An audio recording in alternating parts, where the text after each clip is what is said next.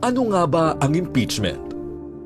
Ang impeachment ay isang proseso sa ilalim ng 1987 Constitution upang panagutin ang pinakamatataas na opisyal ng gobyerno kung sila ay lumabag sa tiwala ng taong bayan.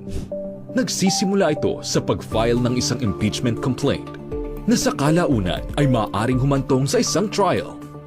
Kabilang sa mga impeachable official ang presidente, vice-presidente, mga mahistrado ng Korte Suprema, mga miyembro ng Constitutional Commission at ang Ombudsman. Maaari silang sampahan ng reklamo batay sa mga dahilan o grounds na paglabag sa konstitusyon, pagtataksil, panunuhol o pagtanggap ng suhol, korupsyon, mabibigat na krimen at ang pagtataksil sa tiwala ng bayan. Ang impeachment ay naiiba sa simpleng kaso sa korte dahil itinakda ito ng konstitusyon upang panatilihin ang katotohanan at katarungan at tiyakin na may pananagutan ang mga pinakamatataas na opisyal ng bayan.